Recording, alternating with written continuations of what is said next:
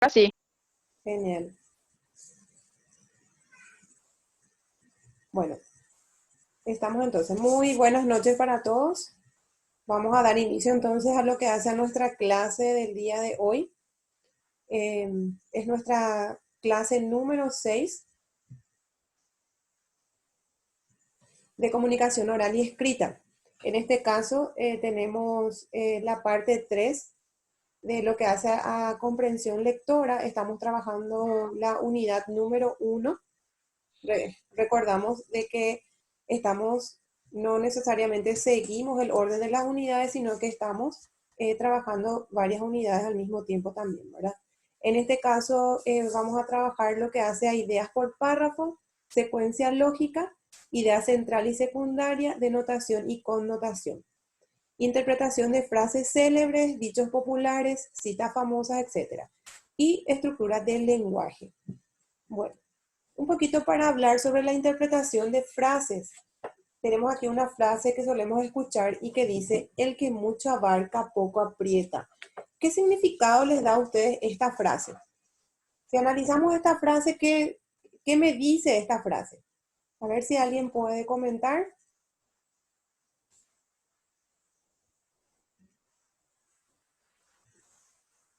A ver, vamos a escucharle un poco a Araceli.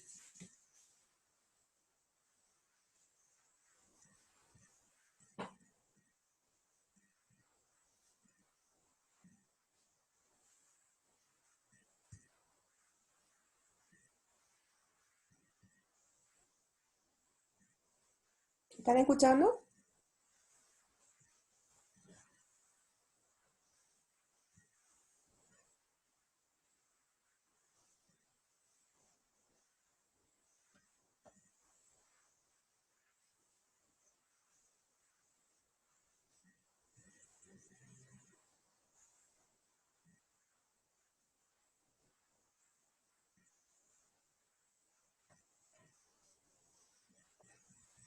Hola, ¿me escuchan?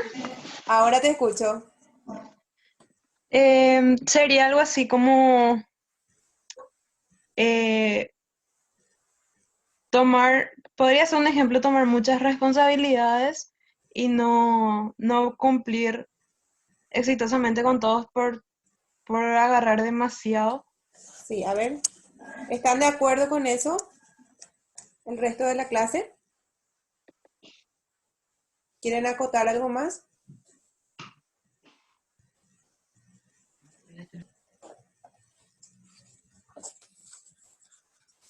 ¿Sí?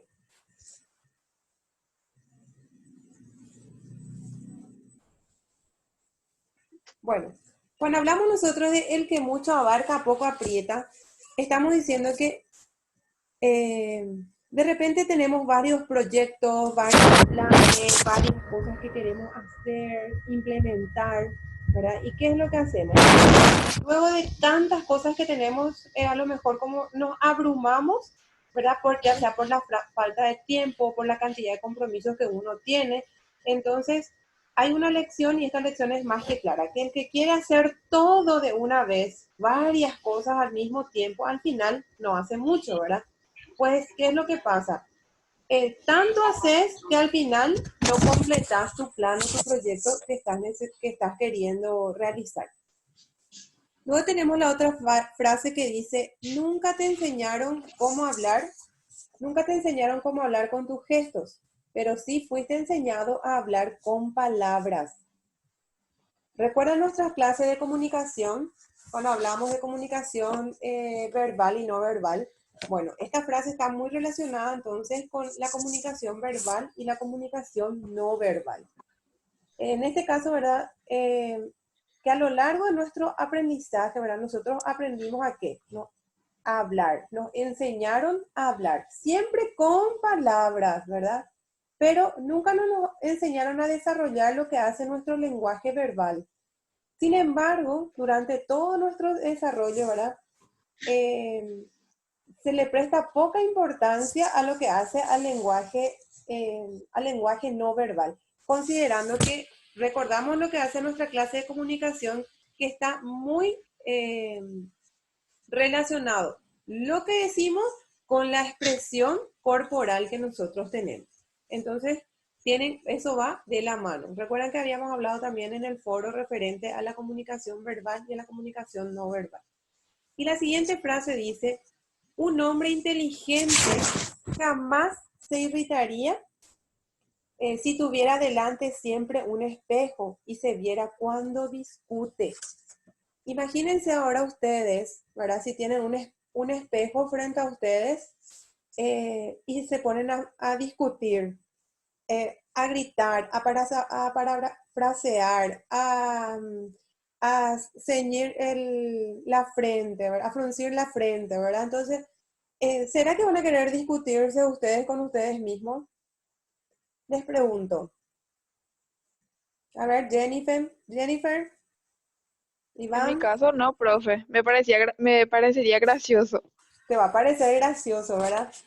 Sí. Pero también nosotros esto tenemos que relacionar de qué manera nos estarían viendo otras personas, ¿verdad? Nosotros hoy decimos, bueno, me estoy poniendo frente al espejo y esto me parece gracioso, pero si yo me pongo a internalizar esto y buscar lo que hace el control emocional, entonces también voy a decir, bueno, ¿cómo me está viendo la otra persona a mí? De la manera en que yo me estoy presentando, de la manera que yo me estoy expresando, de la comunicación que quiero dar, ¿verdad? Entonces, a veces dejarse llevar por la ira, ¿verdad? El odio, ¿verdad? Puede parecer correcto en un momento determinado. ¿Por qué? Porque a lo mejor nos agarra la euforia en ese momento, ¿verdad?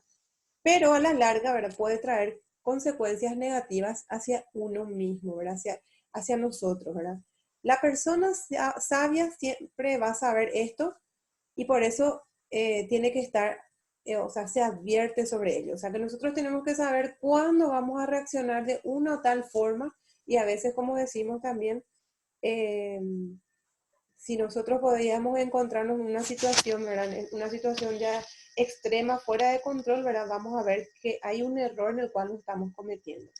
Supónganse que ustedes están reaccionando de mala manera ante una situación, después van pasando los días y si se tiene, por ejemplo, la filmación de eso y ustedes ven eso, van a ponerse a pensar y decir, hubiera reaccionado mejor de otra manera para resolver esa situación, ¿verdad? Entonces, vamos a decir, ahora tenemos una frase, nos ponemos a analizar la frase no solo para la clase, sino también para la vida. Y bueno, entramos un poquito en lo que hace también al siguiente punto que vamos a trabajar en comunicación oral y escrita, que es referente a denotación y connotación. Bueno, ¿qué es lo que es la denotación? La denotación es una afirmación objetiva sobre algo que surge desde la objetividad de la persona y que será igual para todas las personas sin importar de qué país o de qué cultura provenga, ¿verdad? Eso es lo que nos dice la denotación. Lo que es la denotación? Es una definición, que nosotros vamos a agarrar nuestro diccionario, vamos a buscar la palabra y va a tener el mismo significado aquí en Paraguay y al otro lado del mundo, ¿sí? Por ejemplo, aquí tenemos una imagen de la jirafa, tenemos la definición de lo que es jirafa y dice que es un mamífero rumiante de unos 5 metros de alto, pelaje amarillento, repleto de manchas leonadas, cuello muy largo y esbelto, crin corta, ¿verdad? Y así va. Toda la definición. Cuando nosotros decimos la palabra jirafa, yo me imagino en una jirafa y la persona de otro lugar, de otra cultura, qué sé yo, también se va a hacer la misma idea, va a tener la misma definición, ¿verdad? Eso es un poquito lo que se refiere a la denotación. Cuando nosotros, eh, bueno, luego tenemos lo que hace a la connotación. La connotación, por el contrario, se basa en la subjetividad de la persona, que da por resultado una frase que puede significar algo diferente en diferentes países, ¿verdad? Por ejemplo, ¿verdad? Considerar que la cultura cumple un papel importante en las frases de connotación, pues la moldea y les aporta un significado totalmente diferente. ¿Qué es lo que quiere decir connotación entonces? Hay un recurso semántico. Si yo observo aquí la figura, aquí tengo a una persona que es alta, y yo digo, si yo digo, ahí viene jirafa, y yo relaciono a esta persona alta como jirafa, entonces esa es la relación que estoy diciendo, haciendo. Ahora, yo miro al jugador número 22 y con que, si yo hago una connotación, entonces puedo relacionar al jugador número 22 con una jirafa, ¿sí? Entonces, ¿qué es lo que me dice? Que un tipo de recurso semántico es la connotación, ¿verdad? Que se utiliza de una forma muy distinta a la denotación, ¿verdad? El lenguaje connotativo es el que usa un hablante de forma simbólica o con sentido figurado. Por tanto, no describe una realidad objetiva como lo hace la denotación, ¿sí? Sino que más bien es subjetiva. Por ejemplo, aquí si nosotros observamos esta imagen, ¿qué es lo que decimos? ¿Qué están observando? Una tortuga. ¿A quién le relacionarías con la tortuga? ¿Al del pelo, al pelirrojo o al rubio? Al rubio. Al rubio. ¿Por qué? Porque va Porque es lento. lento. Porque va lento. Entonces, cuando nosotros hablamos de una denotación, ¿verdad? Estamos haciendo una referencia a una palabra que empleamos para escribir la realidad. En esta figura, ¿cuál sería mi realidad?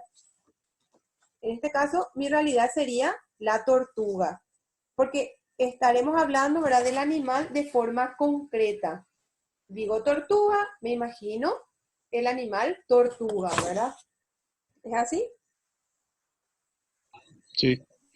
Bueno, bueno, entonces, ¿por qué en este tipo de recursos semánticos el oyente entonces no va a tener no tendrá que interpretar el mensaje ni también va a tener que acudir a una simbología? Se entiende entonces perfectamente sin necesidad de añadir más. Yo digo tortuga, me viene a la mente la tortuga, ¿sí? Entonces, este lenguaje hace referencia a un dato, a un hecho de forma directa, lo denota, ¿sí? Lo denota, es decir, menciona, lo nombra, entonces ahí, lo nombra y entonces ahí nosotros ¿qué tenemos? El significado, ¿verdad? Que es la parte más importante de la denotación, ¿sí? A eso se refiere. Sin embargo, en la connotación, el hablante, ¿verdad?, no transmite una información, sino que está haciendo al emplear este tipo de lenguaje. Es transmitirnos sus ideas, sus sentimientos, sus emociones, ¿verdad? Se usa de sobremanera en el día a día, pero también es un lenguaje más característico de los textos literarios. Eso es un poquito. Ejemplo, ¿verdad? Si nosotros tenemos acá nuestra tortuga, en este caso puede estar indicando que una persona es muy lenta. Por lo tanto, se le usa la palabra tortuga como una metáfora de la lentitud. Más que nada es eso, ¿sí? ¿Se entendió lo que hace a denotación y connotación? ¿Hasta Sí, acá profe. estamos? Genial. Sí, profe. Qué bueno. Bueno. Entonces, para cerrar un poco lo de denotación y connotación, tenemos entonces lo que hace a... ¿por qué me aparece tanto aquí? Bueno, las principales diferencias. Hablamos entonces, la denotación informa de manera objetiva y sin dar pie a una interpretación, ¿verdad? La connotación, sin embargo, hay un mensaje subjetivo, el emisor deberá interpretar para poder realmente comprender el contenido del mensaje. Hablamos de denotación, emplea palabras de forma literal, ¿verdad? Y la connotación, sin embargo, en sentido figurado. Otra diferencia sería que la denotación solamente se puede interpretar de una sola manera, de la forma literal, ¿verdad? Y la connotación, sin embargo, tiene múltiples interpretaciones. En el caso de la denotación no importa en absoluto el contexto comunicativo en el que nos encontremos. ¿Por qué? Porque en ese contexto siempre va a tener el mismo significado por ser objetivo.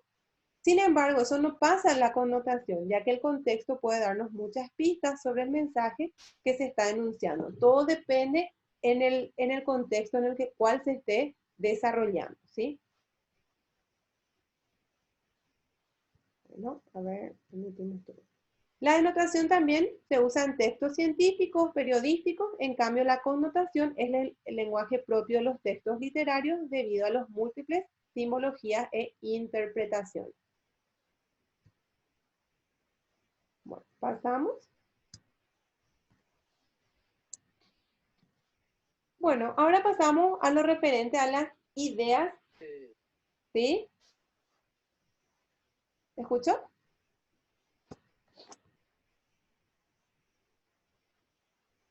¿Alguien quiere hacer una consulta?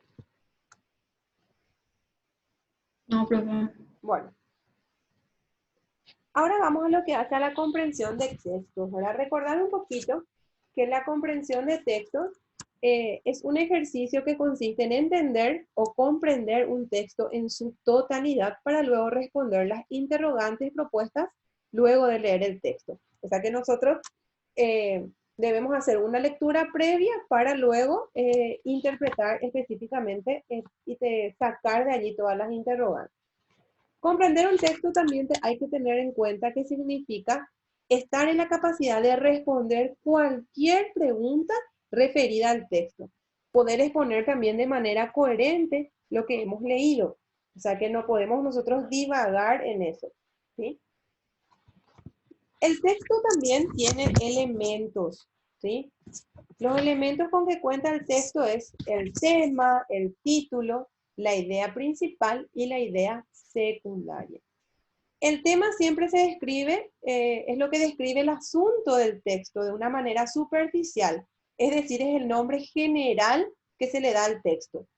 El título describe centralmente lo tratado en el texto de una manera específica, es decir, es el nombre particular del texto. Y aquí vamos a lo que hace a las ideas principales y a las ideas secundarias, que es lo que vamos a trabajar. En este caso, las ideas principales son las que representan la parte fundamental del texto, es decir, es la hipótesis o la premisa del mensaje sobre el resto de las ideas, sobre el cual el resto de las ideas se apoyan. En cualquier texto debe existir una idea principal, que es la parte, vamos a decir, la parte vertebral de lo que se quiere dar, ¿verdad? ¿Por qué? Porque se formaría entonces de esta manera un compendio de oraciones sin sentidos ni coherencias entre sí. Sí o sí tiene que haber una idea principal, porque de esta idea principal se van a desprender las ideas secundarias. Esto es muy importante. Bueno. En primer lugar, para poder saber cómo identificar las ideas principales y secundarias, debemos saber qué son cada una de ellas, ¿verdad? En este caso, las ideas principales entonces son las que representan, como decíamos, la parte fundamental del texto. En cualquier texto debe existir una idea principal, eso van a recordar, y que es la parte vertebral del texto, ¿sí? ¿Se entiende? Bueno, esta idea puede estar explícita o puede estar tácita. El autor, ¿por qué? Porque en el caso de la tácita, en el caso de la segunda, ¿verdad? Sería la parte tácita, el autor lo que busca el objetivo de que el emisor sea el que descifre tras haber leído el texto y que pueda realmente comprender ese texto. O sea que no generalmente esa idea principal va a estar bien explícita. Esta es la idea principal. Al terminar de leer el texto voy a tener esa idea. No. Sin embargo, a veces esa idea principal está tácita. Tenemos entonces que comprender ese texto. Por lo tanto, podemos decir que la idea principal será la que aporte lógica al texto y permita la construcción de su estructura, formando la base que se sustentará con las ideas secundarias o las ideas derivadas. Y aquí tenemos entonces algunas características de las ideas principales, ¿verdad? Que son, como decimos, son la base del texto. A su alrededor siempre surgen el resto de las ideas. Pueden aparecer de forma tácita en el texto, es decir, no deben aparecer explícitamente para que el lector las encuentre. Aunque no aparecen de forma clara, se sabe que existe y la idea se mantiene durante todo el texto. Reconocer es fácil, ya que si podés eliminar del texto este, se pierde todo el sentido y las ideas secundarias no van a tener un sustento en el que se puedan apoyar. Esto les hace ser independientes del resto, aunque se apoyen en las secundarias para aumentar el nivel de comprensión. O sea, yo voy a tener una idea principal y de esta idea principal las ideas secundarias van a empezar a hablar. Eso es un poquito lo que me dice. Luego tengo lo que hace referencia a las ideas secundarias de un texto. Se encargan de sustentar entonces la idea principal. Emanan directamente de ella. Sin la idea principal no puede existir entonces una idea secundaria, ¿verdad? A través de las ideas secundarias el autor puede llegar al emisor de una manera más clara, mejorando la comunicación, ya que en muchas ocasiones sirven para amplificar la idea principal. Aportan, vamos a decir, distintas visiones y perspectivas para mejorar la comprensión del receptor. Por lo tanto, nosotros podemos decir que a pesar de la importancia, solo va a tener sentido si la idea principal está bien definida. En caso contrario, ¿verdad? No va a aportar nada al texto planteado por el autor y va a dificultar entonces la comprensión del receptor. No vamos a poder entender lo que nos quiere decir entonces nuestro texto. Las ideas secundarias entonces, para cerrar un poquito, tiene algunas características. Las características de las ideas secundarias siempre nacen de la idea principal y conectan con ella, haciendo que el mensaje cobre sentido y su comunicación y comprensión sean más efectivas. Sirve para explicar la idea principal, es decir, las ideas secundarias expresan las propiedades de la idea principal para lograr una mayor comprensión del receptor del texto. Las ideas secundarias pueden ser tantas como el escritor quiera, ya que se derivan del tema principal y sirven para enriquecer. De esta forma, entonces, se logra ampliar la comprensión del tema o de la idea principal. No pueden ir solas, porque ¿qué es lo que sucede? Van a perder, entonces, todo su sentido. Estas, entonces, vienen a ser algunas de las características cuando hablamos de ideas principales y ideas secundarias. Bueno, acá vamos a tener un análisis de texto que vamos a trabajar en el foro. Ustedes van a ingresar a la plataforma. Dentro de la plataforma hay una parte donde habla análisis de texto, foro. Les va a saltar una ventana emergente. Allí se les va a presentar este texto. Van a leer todo el texto y van a responder los ejercicios que están planteados con este texto y vamos a compartir en el foro. De los ejercicios planteados en ese texto, ustedes van a elegir dos opciones y van a decir por qué ustedes dicen que esa es la respuesta correcta, o sea, van a fundamentar. Y damos lectura entonces en los minutos que nos quedan, que dicen, el amor sobre todas las cosas. Antes de comenzar el examen del aspecto psicológico del egoísmo y del amor a sí mismo, debemos destacar la falacia lógica que implica la tesis de que el amor a los demás y el amor a uno mismo se excluyen recíprocamente. Si es una virtud amar al prójimo como a uno mismo, debe serlo también y no un vicio que me ame a mí mismo, puesto que también yo soy un ser humano. No hay ningún concepto del hombre en el que yo no esté incluido. Una doctrina que proclama tal exclusión demuestra ser intrínsecamente contradictoria. La idea expresada en el precepto bíblico, ama a tu prójimo como a ti mismo, implica que el respeto por la propia integridad y unicidad, el amor y la comprensión del propio sí mismo no pueden separarse del respeto, el amor y la comprensión al otro. El amor a sí mismo está inseparablemente ligado al amor a cualquier otro ser. Y bueno, a partir de aquí entonces compartimos en el foro la clase de hoy referente al análisis del texto. Para las personas que aún no han rendido, entonces está habilitada la prueba parcial hasta las 23:59. Éxitos para todos.